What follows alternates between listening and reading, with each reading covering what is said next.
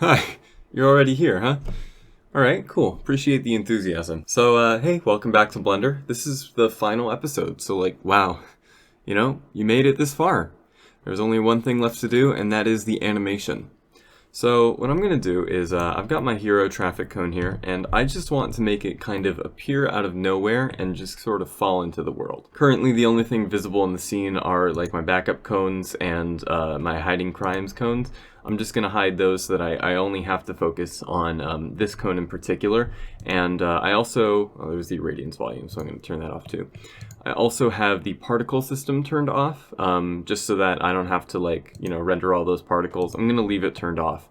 But if you want to turn it on, keep it here. I just think it might make things get laggy for one of these steps, so that's just where it's going. So anyways, my plan for this video is to animate a traffic cone falling out of the sky. What I'm going to do is I'm going to drag this particular thing up. I'm going to set this viewport to be like something like this, and I'm also going to turn on screencast keys because I'm forgetting to do that. And then I'm going to go down to my timeline. And the timeline is basically the tool that says when is something happening. If we press play, we can see that the timeline is moving along at a set speed of, by default, it's like 24 frames per second. You can change that here. Say we want it to be 240. Then look at that, it's speedily moving along. I don't want it to be 240 though. I think that 24 is honestly fine. I've never had very much reason to go anything above like 30. But different strokes for different folks. I understand that's the way that the world is sometimes. So the first thing that I'm going to do is I'm just going to compositionally select where I want my traffic cone to appear. Because that's going to be like the point of this animation, is that the traffic cone is appearing and then it falls. So I'm going to say I want Monsieur Traffic Cone to start up here somewhere, and just a little bit out of frame. Maybe I'll go into viewport mode 3 so that I can adjust it on that level. And then what I'm going to do is I am going to set a keyframe for its rotation, so right around here. So once I'm happy with its position, I'm going to go to frame 1 down here, which you can just do by dragging your cursor over to frame 1. By the way, scroll in and out to make this bigger or smaller. And then I am going to set a keyframe for its rotation. And then what I'm going to do is I'm going to push forward a couple of frames, maybe 80-ish. I don't know, we'll play around with it later. And I am going to just kind of spin it around a little bit and make it, have a bit of fun with the direction that I want the cone to be facing. So have something like this. And then I'm going to set another keyframe. And what we've done is we've set two particular frames where we're saying at this frame, the traffic cone's rotation is like this, and at this frame, the traffic cone's rotation is like this. So what'll happen is by default, when you press play, between these two frames, the traffic cone will start to rotate. And I don't think this is enough rotation. So what I'm going to do is I'm going to go down here to the Y value, and I'm just going to subtract 360 degrees. That way it's at the same visual level, but I can also guarantee that throughout these two, the traffic cone is spinning a little bit, and that's good. So you can do that as however you want. If you want to speed up the animation, you can take the second keyframe and you can select it and drag it over to, I don't know, the 50 mark, and all of a sudden we've got a far faster thing. So what I'm going to do, I'm going to just adjust some stuff again. I think maybe I want this to add 360 so that we get sort of the same thing, but it's spinning in a different direction. And so then we get a traffic cone that's doing that. And that's good. I kind of dig that. So the way that Blender goes between one keyframe and another keyframe is a process called interpolation. And with interpolation, we have a few different types of it. We've got, by default, Bezier, which is basically saying go slow and then fast and then slow again. We've got linear, where it will change the same amount for each frame, and then we have constant, where it won't change until the very end. But there are also a bunch of different other kinds. So let me just select both of the keyframes here. Press T to open the keyframe interpolation, or right click and go to interpolation mode and play around with this. Again, by default it's set to Bezier, which gives us kind of this look where it slows down and speeds up. We've also got linear, where it will just kind of go in the same amount per frame, and constant, where nothing happens until the end. However, there are some more. There are these options over here where we could make it a sinusoidal or quadratic or cubic, where it basically doesn't move and then at the end it moves a lot.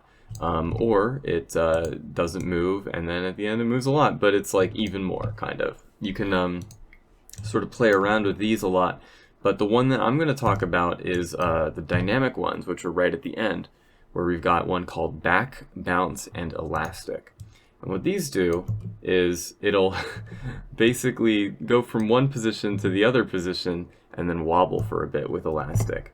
Or with bounce, it'll go from one position and then it'll kind of bounce back, which I think is really useful for this kind of thing. Now, the one that I'm going to be using is back, where it's kind of, it sort of overshoots it, and then it goes back in a way that I feel is kind of natural. So I really like this one. I think I'm going to go with back, because I like the overshooting effect. So I'm going to save my project. And then what I'm going to do is, now that I've got like a kind of interpolation that I'm happiest with, I'm going to make this traffic cone drop. So in order to do that, what I'm going to have to do is I'm going to have to play with the physics settings in Blender, which is something that a lot of people are scared of, and I'm here to tell you, you don't need to be scared of it. Just like a little frustrated sometimes. So I'm going to select my cone, and I am going to go down to something called physics properties here, and I'm going to give it a rigid body. Now, a rigid body is basically the computer saying, you want this to act like a physics property. So if I go back to the start and I press play, it'll automatically start to fall. Now we don't want that because we want the traffic cone to have some sort of animation before it does that. So what I'm going to do is I'm going to actually say that I don't want this to be dynamic, I want it to be animated. And now we get the animation, but we don't get the falling. Is there any way we can change that? Yeah, there is actually. That's I'm happy you asked. So what you can do to change that is you can keyframe these values. Basically, if you hover over something like the mass or this or something and you press I, it will turn yellow. And the yellow just means like it has a keyframe associated with it. For instance, if I were to go here and say that the mass is 1 kilogram, and then go over here and say that the mass is 10 kilograms, and then press I again, over the course of this, its mass will slowly increase. But that doesn't really mean very much because its mass isn't affecting anything, but it is still like a pretty useful thing to know. So this is something that you can do. It works in like modifier stacks and everything. So what I'm going to do is I am going to take it and I'm going to switch it from dynamic to from animated to dynamic after a certain point. So I'm going to let the traffic cone kind of hang in the air. And then as soon as its animation starts to slow down, so maybe like around this mark here, like 45, I'm going to say I want this to be dynamic instead and not animated. So how do we do that? Well, we have to start by making it dynamic and animated. So I'm going to go to the frame before it, and I'm going to hover over this, and I'm going to press I for both of that. And then I'm going to go to the next frame, and I'm just going to switch these around. So I and I. And now, all of a sudden, we've got it so that it falls at that point. Hey, look at that. We did it. But I still don't think that this is perfect because obviously it is falling through the ground, which we don't really want. If we want like a different angle of that, let's, whoop, it's phasing through the ground. That's not right, is it? It's not. So how do we fix that? Well, there are a couple of ways. The one that we have to start with is we have to make the ground a rigid body as well, and we have to make it a rigid body that is passive. And what that'll do is that will tell our simulation that the ground is a part of this simulation. So now the cone hits the ground and it stays there, which is exactly what we want, and it's just as easy as that. Like it's so nice. It is just so nice. Gosh, I love Blender. I really do. So cool, we've got our traffic cone, it's appearing out of midair. Now what else can we do to make this a little bit more interesting? Well, one of the things that I want to do is I want to play with the scale a little bit.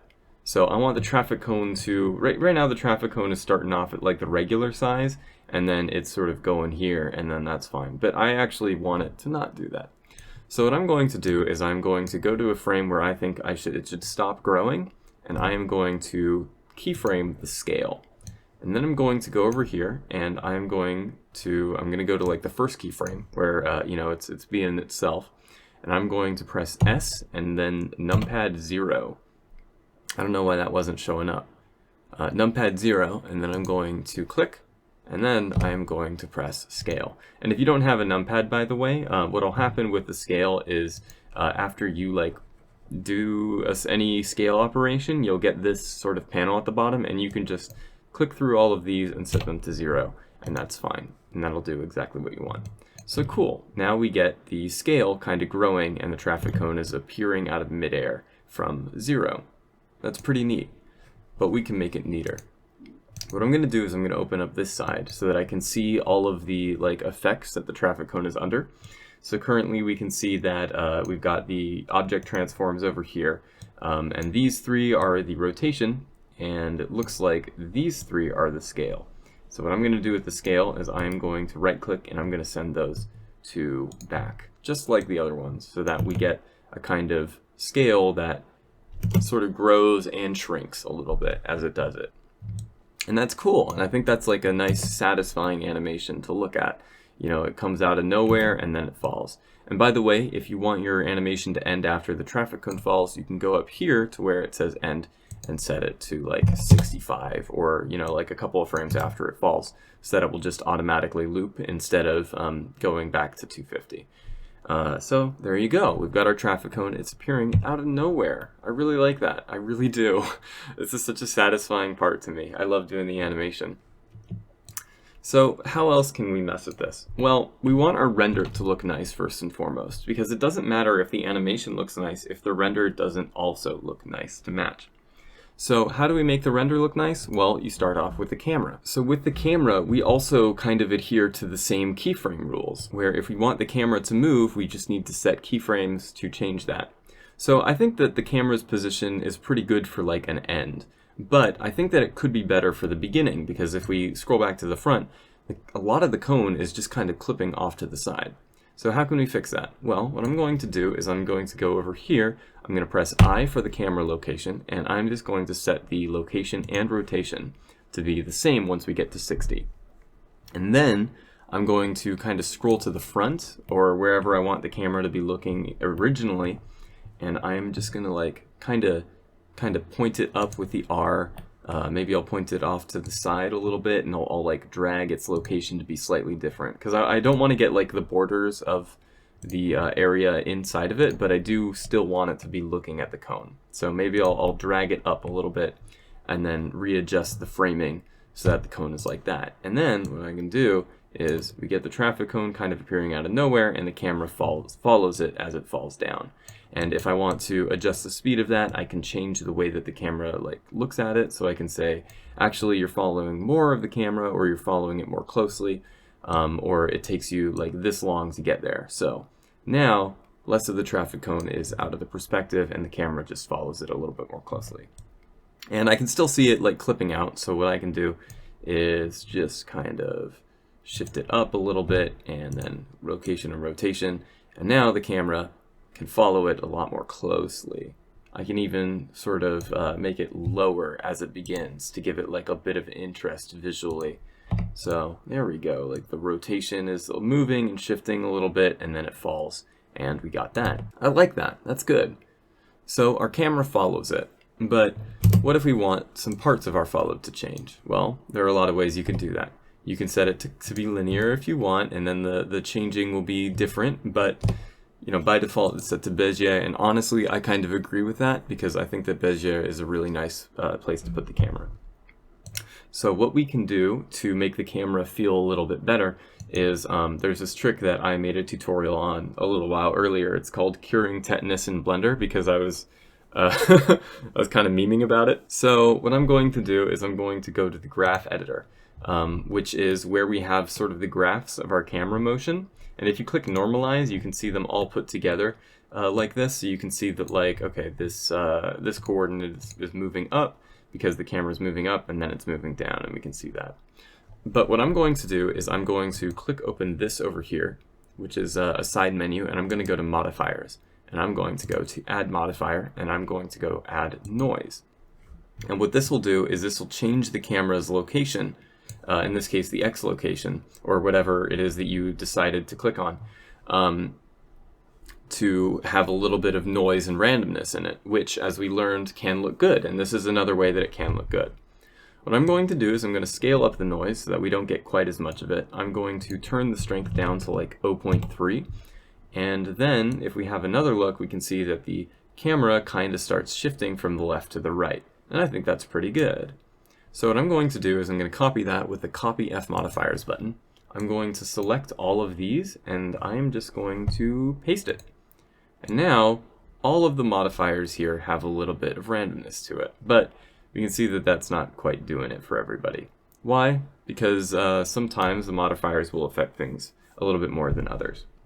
So I'm going to go to the Y, and I'm going to take the phase, and I'm just going to offset it so that the camera's phase isn't moving at the same phase as the X one. I'm going to do the same for the camera's Z location, and then I'm going to go down to the rotation. Because what happens with the rotation is the rotation in Blender uses different units than like the movement. Rotation by default uses Eulers, I think. So we don't necessarily want the Eulers to be set to the same parameters as we do for the location, because otherwise they'll be like rotating too quickly. So I think a lot of the problems here come from the camera's rotation being too noisily and messily keyframed. So what I'm going to do is I'm going to take the strength and I'm going to divide it by 2 so that we get a lot more kind of subtle motion from the Eulers. And I'm just going to do that for all of these. And I'm also going to, again, scale off the offset and the phase so that we kind of get a different set of things. So I'm just going to say, like, actually, it's like around here maybe, and the strength is 0.15. And another thing you can do, by the way, is take the influence and kind of drag it down to something else so that the influence is a little bit more. So you just click on this little thing here and drag the influence down. And now we're getting quite a bit of randomness, but not enough to like push us out of bounds. And it still makes it interesting.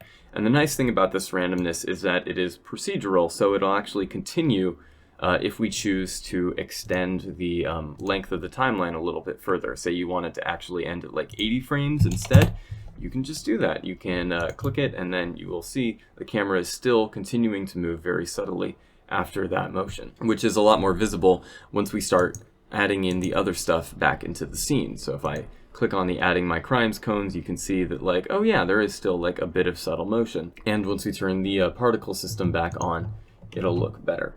So what are the other things that we can keyframe and animate to make this animation look better? For starters, there are things like your depth of field, which I've been using here and there for the thumbnails of these videos. So if I go to rendered so that we can see it, what you can do with the camera is you can turn on this thing called depth of field, which by default will be off, but if you turn it on, you can see that some things in the background will start to become blurry, or maybe they won't. What you can do with depth of field is you can set a focus object by picking this, or just like going to what you want. I'm going to pick, not the camera, the traffic cone. And by default, I think the value for the f-stop is something like 2.6, but you can turn that down and all of a sudden you're getting a lot more like foreground separation. So what you can do is say like at the beginning, before this traffic cone exists, we have like, you know, a super high f-stop. It's like 2.6 or something like that. So we can see basically everything. Maybe it's like 3. And then what I'm going to do is once the traffic, so I'm going to set a keyframe for that. And then once the traffic cone appears, I'm going to lower the f-stop so that the traffic cone is more in focus. You know, everything else just sort of stops becoming important as soon as this thing appears. So now, whoa, we've got that kind of separation between the foreground and the background elements. So that's cool. And then as the traffic cone falls, maybe you can extend the f-stop a little bit so we can start to see a few more things that are in the scene. And we kind of get that nice like visual element of cohesion.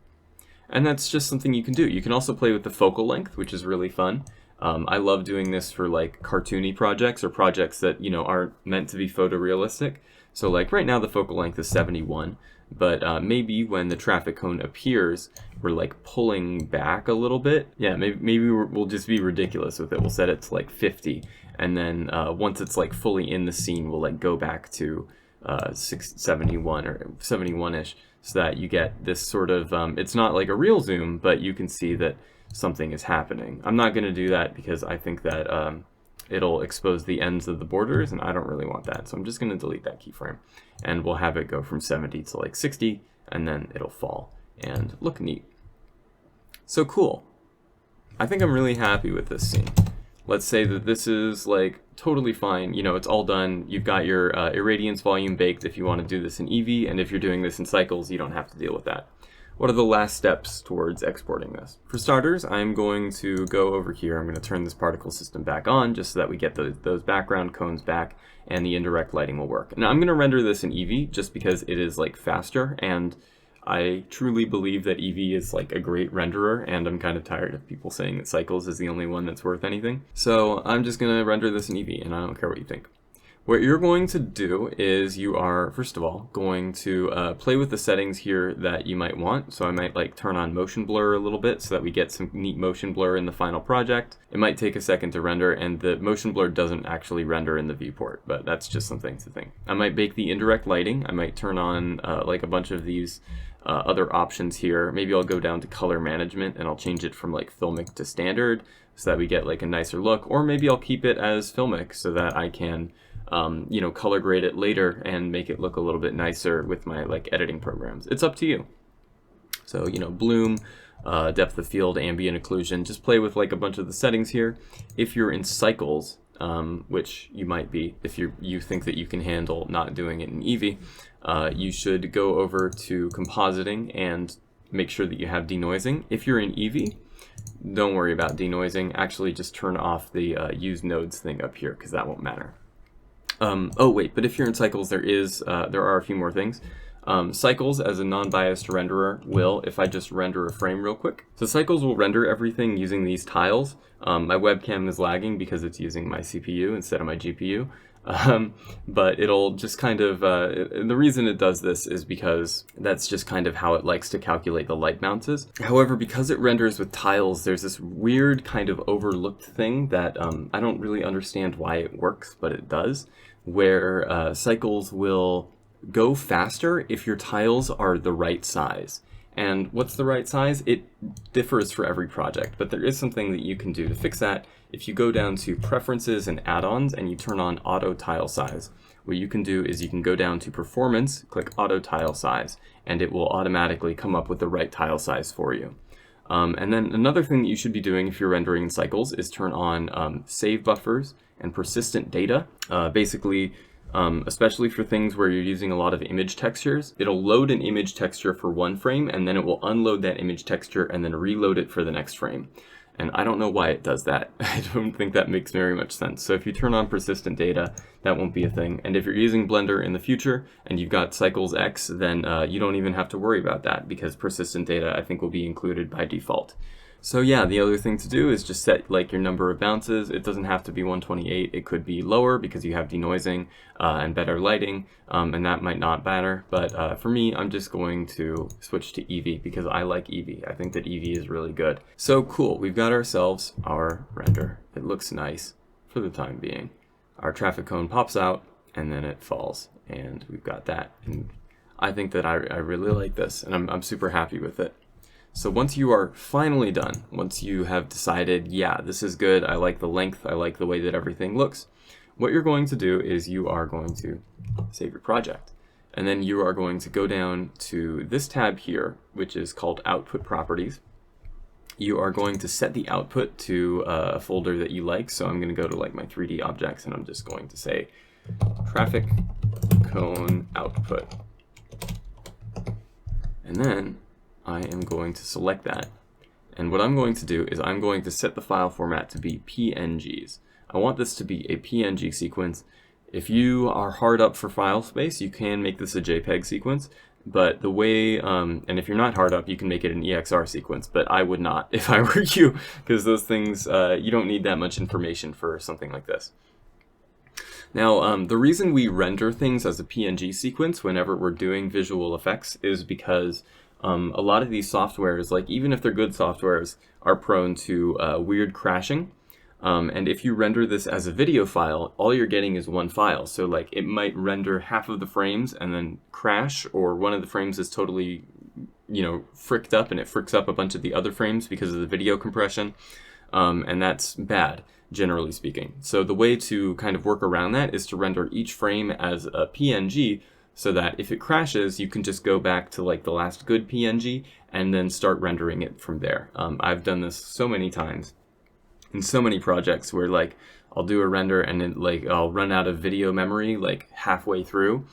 So I can just restart my computer, look at which PNG left off, say like, okay, so it left off at like 55. I'll just set my frame to start at frame 55, and then I can fix it from there, and then just re-render. So yeah, that's what you've got. Once you have your export, you can go up here to render and render your animation, or just press Control F12 if you want. I'm not going to do that though, because I really like the finality of going render my animation. So yeah, this has been Blender. Thank you for I'm just gonna go back and re-render this once I'm done recording, because I think that the strain that OBS is putting on my CPU right now is just a little bit too much for the computer to deal with. As you can see, we've outputted one frame, so what I would have to do is go back into my Blender, drag it over to this window, go to traffic cone, and say I want it to start at frame 2. The last step would basically be to like take your PNG sequence and put it in like a media encoder. Something like DaVinci Resolve is free and wonderful. You could use Adobe Media Encoder. Apple has a media encoder. There are lots of ways to turn a PNG sequence into a video. You're not hard up for that. The next tutorial will probably be about making your Warrior Cats OC, but that's going to be for a more intermediate audience at the moment, which I don't think that you should be going straight from like traffic cone to Warrior Cats OC. I think you should probably do some tutorials in the meantime. If you're looking for good places to go, I can recommend a lot of great channels. There's Christophe Deden, Default Cube / CG Matter, who I talked about in the last video. Ian Hubert is wonderful. He has like some really nice short tutorials about how to do cool stuff. Ducky3D does some cool stuff. If you're hard of hearing, you could watch CG Geek. The Blender NPR show is wonderful if you're looking into doing non-photorealistic stuff. Really, the only channel that I would recommend you avoid is this guy called Blender Guru, because he has said some really sketchy stuff, and I don't feel comfortable recommending him to my friends. I hope that you have a lot of fun with this program. It's served me really well as I've sort of come into my own over the last year. It's helped me get a job, it has helped me meet some wonderful people, and make some great friends, and make some things that I truly never thought that I would be able to make on my own.